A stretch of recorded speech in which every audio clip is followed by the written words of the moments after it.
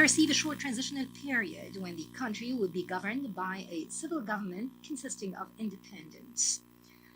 During this period, they can address security, humanitarian, and economic matters and reconstruction. Then general elections would be held so that the Sudanese people can choose their leaders. We stress that the state is committed to continue dialogue with all those who have abstained, our brothers Abdelaziz El-Helou and Abdelaziz Mohamed Noor, so that they can join the march towards national statehood. We are fully committed to the peace agreement signed in Juba back in 2020. We have made great strides to bring about peace and address so many obstacles facing Sudanese statehood. Excellencies, I would like to reiterate Sudan's commitment to support women and children and the vulnerable segments of our society so that they can enjoy all their rights and protect them in light of the ongoing disputes. We renew our commitment to achieve the SDGs. In this vein, halting or freezing international assistance and humanitarian assistance over the past period had its repercussions on implementing such goals. It had its direct impact on expanding the gap in social protection and countering climate change, as well as the food crisis. It has exacerbated the situation of the refugees and displaced. Thus, we appeal to the donors and relief agencies to continue supporting and addressing humanitarian situation in Sudan by providing assistance to those in need, especially the refugees and the displaced. Before concluding, I would like to reiterate our demand to designate the Rapid Support Forces and their allied militias as terrorist groups, for they have committed all sorts of crimes that give grounds for such designation.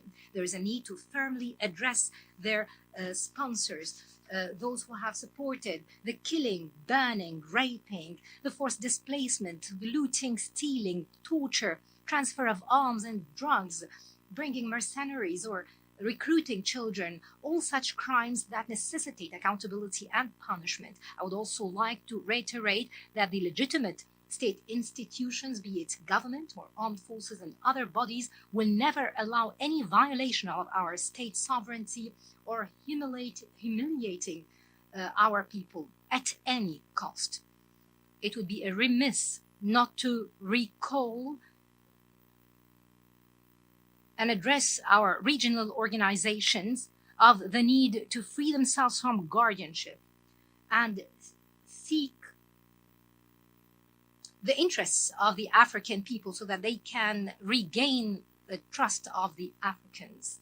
We will not allow some to find solutions to our problems according to their own interests. To conclude, Mr. President, I would like to thank you once again and thank His Excellency, the Secretary General, for understanding our internal and domestic issues and for standing by the people of Sudan. I would also like to thank our neighbors and our brothers and sisters and friends who have stood beside us. We'd also like to thank the regional organizations. We thank you all for your support to surmount this crisis and this barbaric attack launched by the criminals of the RSF. I would like to seize this opportunity to express our solidarity with our brothers in Morocco and Libya following the disasters they have been facing.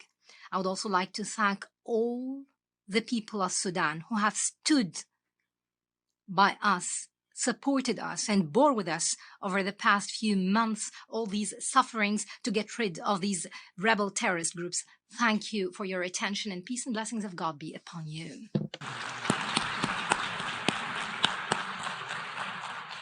On behalf of the Assembly.